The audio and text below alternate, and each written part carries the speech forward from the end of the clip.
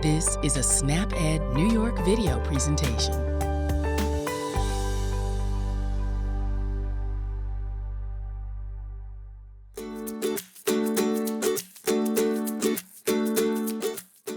Hello everyone, my name is Wendy Beckman and I'm a registered dietitian with the New York State Office for the Aging and SnapEd New York. Thanks for joining me today on What's Cooking with NYSOFA. Today I'm going to be making easy chicken pot pie. We will post the link to the recipe below, and you can also find the recipe on the SnapEd New York website at www.snapedny.org. This is a great recipe for a quick weeknight dinner. This recipe uses convenience foods like frozen vegetables and canned soup. It's also a great way to use leftover chicken. If you have leftover chicken from a whole chicken you roasted yourself, or some leftover chicken breast that you made the night before, or even if you have leftover chicken from a pre-made rotisserie chicken that you purchased at the grocery store, all of those things could be used in this recipe. I love these kinds of recipes because cutting down on food waste is a great way to stretch your food budget. If you want to find out more ways to save time, save money, and eat healthy, you can watch all of the episodes of What's Cooking with NYSOFA on the New York State Office for the Aging Facebook page or the New York State Office for the Aging YouTube channel. If you're watching on YouTube, make sure that you like and subscribe so that you don't miss when we share new recipes with you. While you're there, make sure you check out our other content, including Ask the Experts Nutrition Edition. Registered dietitian Lizbeth Irish takes the mystery out of good nutrition by asking New York State nutrition educators to answer your questions. Make sure to tune in on the second Friday of every month for new episodes. And make sure you watch this video all the way to the end so that you can find out what recipe we will be sharing next month. Before we start cooking, let's look at the My Plate graphic. This recipe actually covers all of the sections on My Plate. We have chicken, which covers the protein section, mixed vegetables, which covers the fruits and vegetables section. The biscuit topping on the pot pie covers the grain section, and even the cream sauce in the pot pie covers the dairy section. This is truly a balanced meal in one bowl. Now I know you've heard me say it many times that you want to make half of your plate fruits and vegetables every time you sit down to eat. And this recipe is a great way to include more than one vegetable on your plate. If you added a side salad to this dish in addition to the vegetables in the pot pie, you could easily have made half of your plate fruits and vegetables. Now before you start cooking, remember to wash your hands with soap for at least 20 seconds or use an alcohol-based hand sanitizer. This recipe makes 6 servings with 189 calories, 4 grams of total fat, 3 grams of fiber, and 13 grams of protein. Now let's look at the ingredients for this recipe. Here I have 1 2/3 cups of frozen mixed vegetables thawed. So that's what the recipe calls for it, but I actually have just 2 cups of vegetables here, and that's because that was close to the 16-ounce bag of vegetables that I bought, and I didn't want to have a whole bunch left over. So I figured that that extra 1/3 of vegetables wasn't going to hurt the recipe any. Here I have 1 cup of chicken that's been cut up. So it was previously cooked. It's leftover chicken. It was actually made on the grill, and I cut it up, and now I'm going to use it in this recipe. Here I have 1 can of condensed cream of chicken soup. Now you want to look for the reduced sodium varieties at your grocery store, but you could also use cream of mushroom soup or cream of celery soup. And I'm going to use cream of chicken. Here I have 1 cup of biscuit baking mix. Here is 1/2 cup of milk. Look for low-fat or skim milk in your grocery store. This is actually 1%. Here is 1 egg beaten. Now the first step in this recipe is to preheat your oven to 400 degrees Fahrenheit. And my oven has been heating up for a while. Next, we're going to mix the frozen vegetables, the chicken, and the condensed soup together.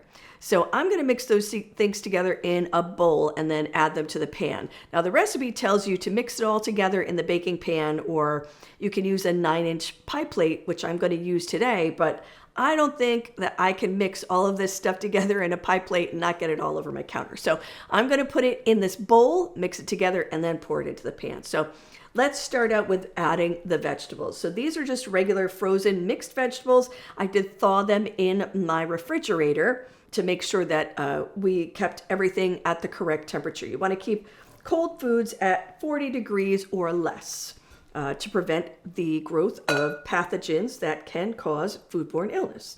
So we're going to add those in, thawed, frozen vegetables.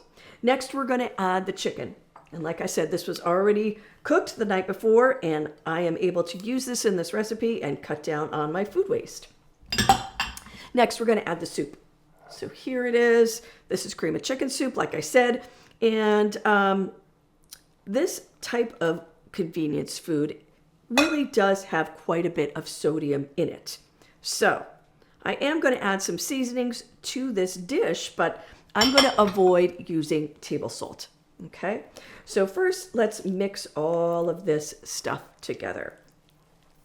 Now, this recipe comes together really quickly because you're using things that have already been cooked, already been prepared. One of the advantages of using frozen vegetables is that all of that stuff is already cut up.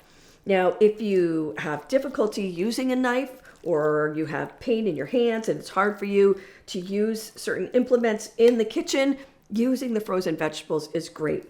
And a lot of times, again, we say in SNAP Ed, fresh, frozen, canned, or dried, all of those types of fruits and vegetables count towards making half your plate fruits and vegetables. This is sort of an easy way to do it.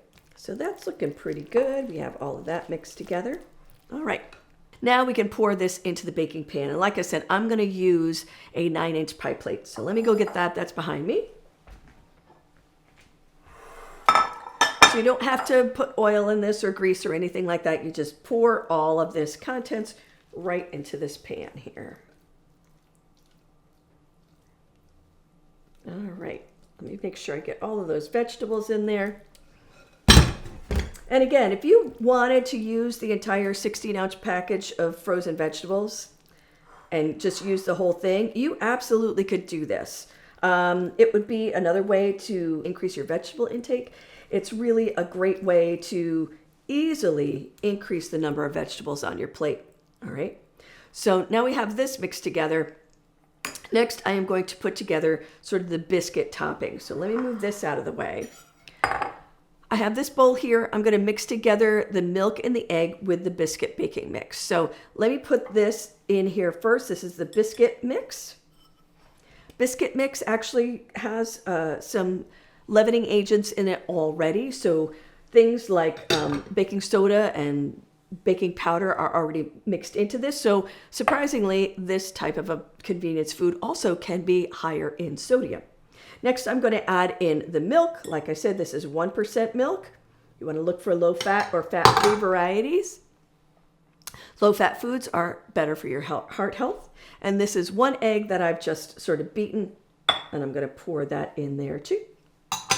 Now, when you mix this, you can use a whisk or you can use a fork. I'm just going to use a fork, and I'm just going to mix this whole thing together. And you will see that this comes together. It sort of looks a little bit like a pancake mix when you have it all mixed together. It's a little bit on the runny side. If you wanted your biscuits to be a little thicker, then you could add a little bit more of the biscuit mix into your mixture here, and then it would probably stand up a little bit more than just sort of being a little runny like pancake mix. Okay, so that looks like that's all mixed together. And then after we have all of that mixed together, we can just pour this biscuit mixture on top of the chicken mixture. So let me do that. Just going to use this spatula here and pour that over the mixture evenly. So we want this biscuit mixture to be covering sort of the pot pie interior part, right? The part where the gravy is and the vegetables and the chicken. So we're going to smooth that over a little bit. All right. That is looking pretty good. So once that is all completed, one of the things that I wanted to add that I haven't done yet is I am going to add some seasonings on here. So one of the things that I found lacking in this recipe was there were no seasonings at all. No onions, no garlic. So I'm going to put some minced dried onions on here. I'm going to just sprinkle that on the top. And this is a no sodium herb mix. And there's lots of different kinds that are available that you can get in your grocery store. That's another way to sort of cut down on the amount of sodium. Here I have some pepper, black pepper. Going to put that on top. Just going to sprinkle that on. All right, that looks pretty good. And then I have some garlic powder. Going to sprinkle that on. I really like garlic powder, so I tend to include it in most things that I make.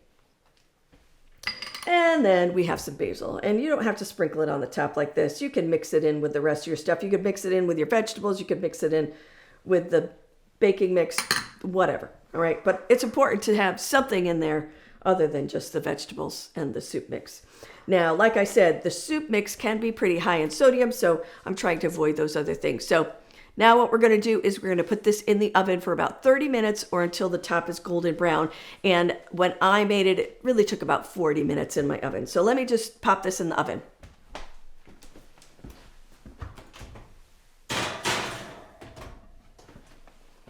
So that's going to take a little while to cook. And in the meantime, let me show you some easy chicken pot pie that I made previously.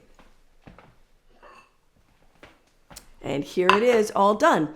I think that this chicken pot pie is the ultimate comfort food, and it only takes a few minutes to put it together.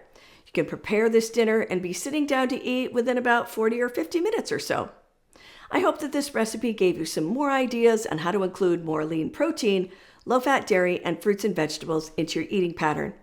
Don't forget to join me next month when I'll be making peach crisp. It's a nice, easy dessert recipe. I'll be back with another edition of What's Cooking with NYSOFA on Friday, November 28th at 12:30 p.m. right here on the New York State Office for the Aging Facebook page and the New York State Office for the Aging YouTube channel, where you can find out more ways to save time, save money, and eat healthy. This presentation was funded by the U.S. Department of Agriculture. This institution is an equal opportunity provider. Have a great day, everyone. We'll see you next time.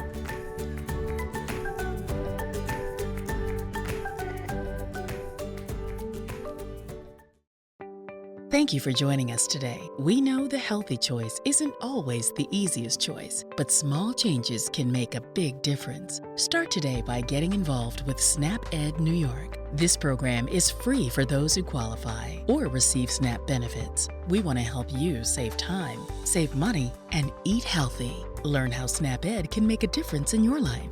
For more information and to find your local program, visit snapedny.org. This material is funded by USDA's Supplemental Nutrition Assistance Program. SNAP. This institution is an equal opportunity provider.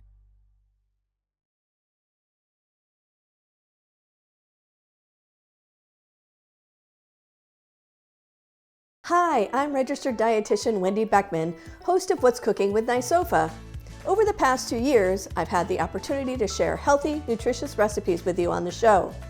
I work for the New York State Office for the Aging, and thanks to a partnership with SNAP Ed New York, our nutrition team reaches hundreds of thousands of older New Yorkers each year. So why a cooking program? 60% of health costs and related issues have nothing to do with health, but instead have to do with individual behaviors like our food choices and physical activity. The recipes we feature are nutritionally appropriate for older adults, meeting critical nutrition requirements for healthy aging. What I bet you don't know is that this show is only part of a larger effort. To help me explain what our nutrition team at the New York State Office for the Aging does and what a registered dietitian is, here is registered dietitian Lisbeth Irish. A registered dietitian is a professional who has training and education in food and nutrition. To become an RD, you must complete certain requirements, including a minimum of a bachelor's degree from an institution that's accredited by the Academy of Nutrition and Dietetics. You must also pass a national examination and meet continuing education requirements. What does that mean? As RDs, we are qualified to offer accurate advice about nutrition, and we can help answer your questions about how diet can affect your health. At NYSOFA, the registered dietitians handle many tasks. This includes hosting 2 online programs aimed at helping older New Yorkers make better nutrition choices. These programs are What's Cooking with NYSOFA, which is our monthly cooking demonstration, and a Facebook Live program that I host called Ask the Experts, Nutrition Edition. In the months ahead, be on your lookout for it. We'll be sharing your questions and our experts' answers about nutrition and health. New episodes of Ask the Experts Nutrition Edition debut the second Friday of each month on Facebook and YouTube. As Lizbeth explained, registered dietitians at NYSOFA handle many tasks, including food safety at congregate meal sites, educational materials, and outreach. In the meantime, please don't miss an episode of either show produced by our team, What's Cooking with NYSOFA and Ask the Experts Nutrition Edition. Every episode is uploaded to YouTube, and you'll find the archived shows there. Do you have a question about foods? Or do you have a particular health issue that you'd like to improve by changing your diet? Tune in to Ask the Experts Nutrition Edition every second Friday at 1 p.m. We'd love to hear from you. Remember, registered dietitians are the experts in nutrition. Visit for more sound advice about eating healthy on a budget.